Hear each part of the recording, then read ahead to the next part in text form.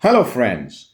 In the 1960s and 70s, a then very prominent technical analyst called Mr. Richard Donchin put forth a theory that if the markets were making a very decisive move, especially on a Friday and that too towards the fag end of the session, it indicated a great deal of buying or selling momentum depending on which way the market was going. And chances are on Monday, the following trading session after the weekend, the markets would continue to move in the same direction.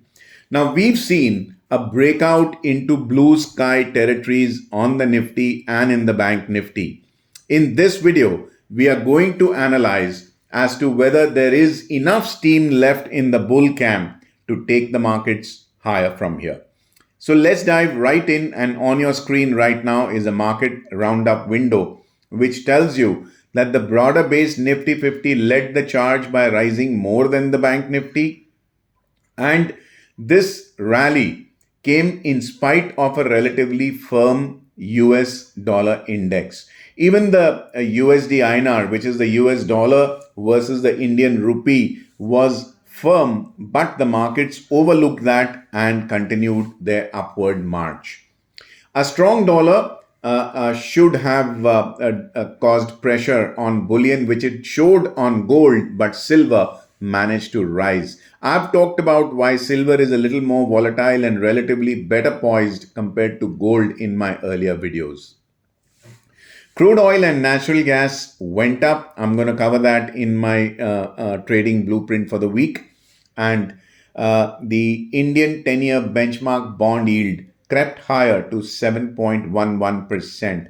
The NSE gained 2.5% in market capitalization, which tells you that the rally was broad-based and buying interest was fairly robust.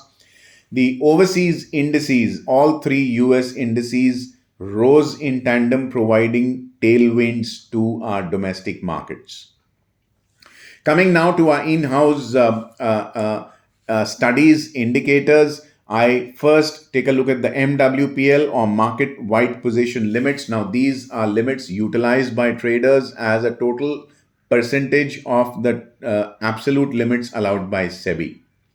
Note how the post-expiry low at 26.07% in MWPL is the highest for the fourth, is higher rather, for the fourth consecutive expiry. And what we had seen on Thursday was that the MWPL had fallen to under 23%, but on Friday, there was more than a 3.5% rise in MWPL to take it to 26.07. Now, it's been a very, very long time since I saw the MWPL jump more than 3% in one trading session, and that too a Friday. Remember, Richard Donchin said whatever happens on Friday, especially towards the fag end, happens to continue on Monday, which is why on my social media accounts, I keep telling you, watch the last 60 to 75 minutes of trade on a Friday. The peak in the June derivative series was at 37.31%, which is the highest in the 20-week period here. So risk appetite is definitely higher. So there is a probability of the rally continuing. Coming now to the stock and index futures turnover. Now this is three concurrent series, which is July, August and September futures series. In spite of the fact that the week was shorter by one trading session due to Bakri Eid, the turnover has risen. Now, to be fair, the turnover spikes every 4 weeks, which is due to the expiry, because turnover locked is dual. You square up positions in the expiring series and initiate the same position in the new series. Therefore, every 4 weeks you see a spike. But the fact remains that in spite of 4 trading sessions, the turnover has risen. So one marshmallow traders participated well in the week's trading patterns. Now for the advanced decline ratio, which after the price is the most leading indicator out there. Now I have taken the week's average of the last 4 trading sessions, all 4 trading sessions of the week.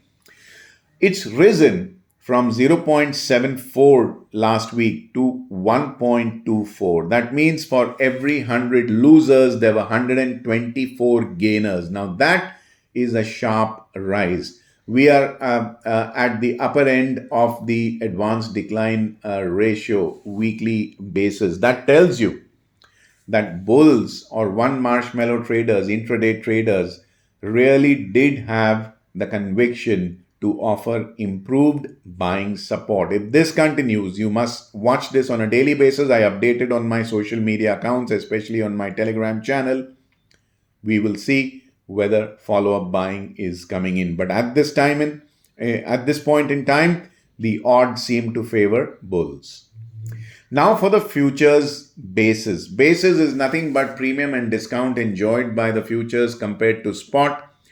Higher premium tells you of higher risk appetite. And in the beginning of the derivative series, the basis tends to be higher because the bulls have 3 or 4 consecutive weeks to play around with. And sure enough, basis for both the indices rose, and we need to see whether basis remains positive, which means futures continue to trade at a premium to spot. As of now, bulls have an upper hand. We now come to our exclusive in-house indicator, the impetus, which you won't find anywhere in the public domain. You've enjoyed this for over 2 years now. The impetus for both the indices rose sharply, more so for the Nifty because the Nifty notched bigger gains. That tells you that the rally was accompanied by higher buying force. Another green flag for the bulls here. I now come to another exclusive in-house indicator which is not available anywhere on the internet. You've enjoyed it for more than 6 quarters now, the Lift Weight Thrust Drag Index. The NSE has notched up 2.80% in gains over the week, and the LWTD has risen a tad but still remains below zero. That means fresh buying support on rallies is likely to remain tepid, but short covering at lower and higher levels is a separate issue altogether. Now, these are two different things. Fresh buying on rallies triggers a fresh up move. Short covering on declines or on rallies basically cushions the downsides. So, this is the first and only mild sign of concern. It's a mild one that LWTD is not supporting the market as well as it should, but it can always pick up later. I update this indicator as well on a daily basis on our Telegram channel. Do make it a point to subscribe to that free channel out there. Friends, the indicators done, I now come to the bond market, where Indian benchmark bond yields rose to 7.11%. Do note how the government has announced an increase in the interest rates on small savings. Of course, PPF and the National Savings Certificate, Sukanya Samriddhi account, and the Senior Citizen Savings Scheme has been left untouched.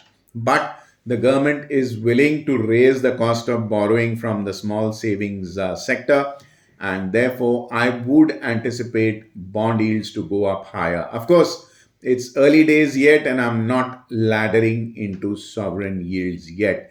As again, like I updated in my last week's video, I am not going in for gilt funds also. So I'm in a wait and watch mode. I'm sitting on my checkbook as of now. Friends, I now come to the Bank Nifty, which rose 2.58% and notched gains on 4 out of 5 trading sessions. Do note on the daily chart on your screen how the last 3 days the markets have risen with a gap. Now, there is a reason why gaps occur near the breakout over the previous swing high. In my last week's video, as well as my live mint column, my weekly live mint column, I talked about the overhead supply concept, which means traders who are stuck at previous swing highs offering their shares and long positions as and when break even point in price occurs. That is called overhead supply. Now, one way the bulls can take the markets higher is to be very slow and deliberate and keep absorbing that overhead supply and then trigger an up move.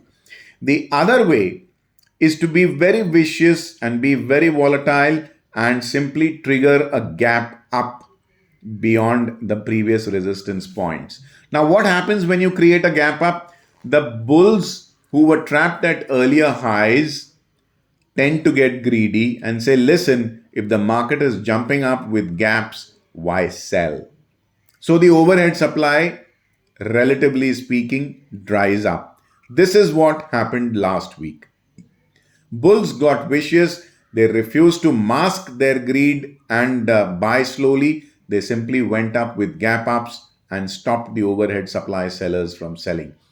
So 44,152 level has been overcome, and now this will become a momentum support on the daily chart. Now the price is above its month-long moving average, which tells you that the short-term outlook is positive for now. Coming to the weekly chart, note how the green candle is a robust and large one that tells you that this is a power candle, and the price is above its 25-week exponential moving average, which is a 6-month long holding on cost of an average bull. So the medium term outlook also is bullish. Now, in the week before last, this index was number 7. It rose 2 notches to number 5, which tells you that volatility went up and the challenge level for a retail investor also went up. Last week, I advocated a range between 44,750 on the upside and 42,500 on the downside. It was admittedly overcome by 37 points because the high made was at 44,787.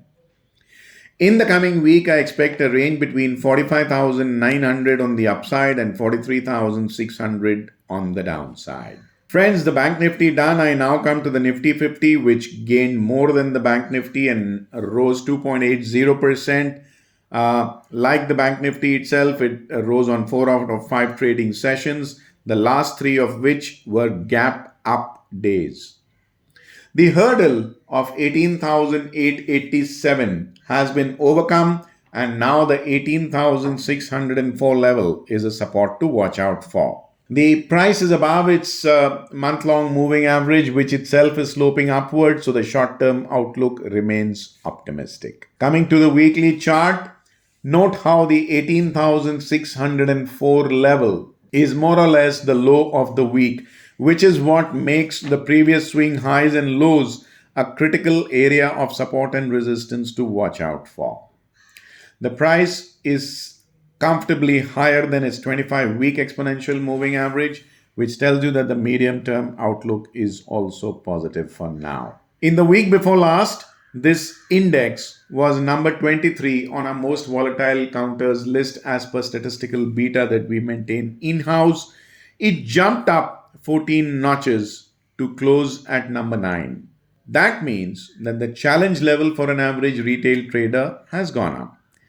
Last week, I advocated a range between 19,050 on the upside and 18,275 on the downside, which was overcome because the high was at 19,202. I missed the resistance by a good 152 points. The coming week is likely to see an upside of 19,575 and a downside of 18,800. Friends, I now come to the last bit of statistical analysis wherein I measure the footprint of retail risk appetite by the virtue of the turnover that it contributes in the overall market sweepstakes. The index futures turnover has gone up, which is indicated by the blue line. It's gone up by 3 basis points. And the stock futures turnover has jumped by a good 24 points. Now, this tells you that futures turnover rising where span margin is higher, volatility is higher, it indicates that risk appetite was high. Admittedly, here again, do note that it was an expiry week and therefore there is dual turnover. Squaring up in the expiring month and initiating fresh exposure in the next month. But the fact remains that the turnover has jumped to the vicinity of the period highs. That tells you that risk appetite was higher. Stock options turnover, where a purple line tells you that the turnover contribution fell, and the index options turnover, which provides a lion's component of the total turnover, also fell sharply. That tells you that traders were shedding their preference for low risk appetite instruments and going in for high risk appetite instruments. Again, a sign that risk appetite remains high. So should this risk appetite continue, I think the markets have the gumption to prove Richard Donchian's theory right, that whatever happens on Friday, especially in the last 1.5 hours, tends to continue in the following week on a Monday. Now I come to the section wherein I share my trading strategy with you.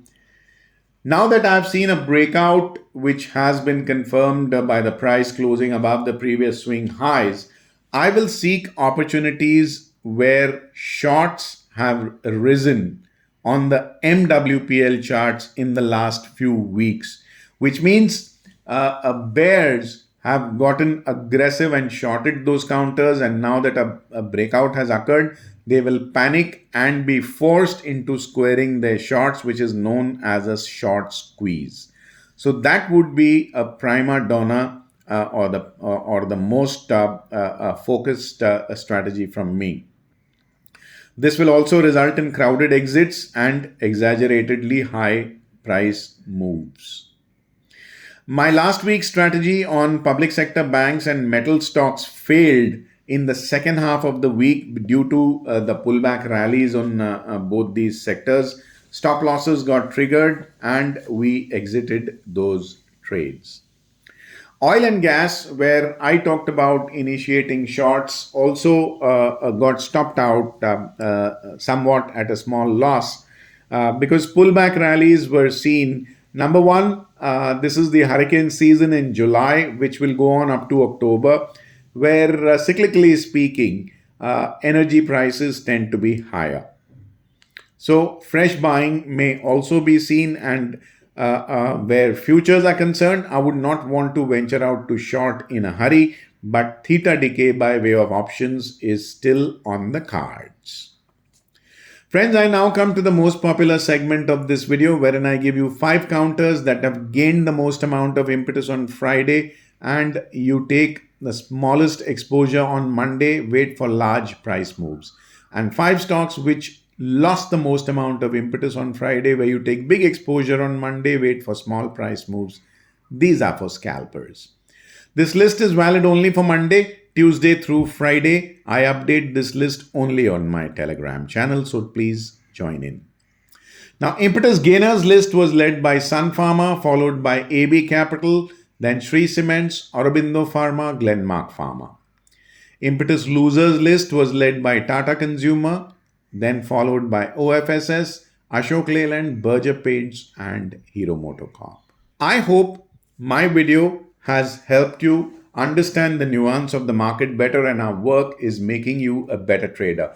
I would love to hear from my online family through the comment segment as to how our work is helping you become better traders. Also, a reminder to subscribe to our YouTube channel if you haven't already done so, and click on the bell icon to receive instant alerts about fresh videos being put up out here.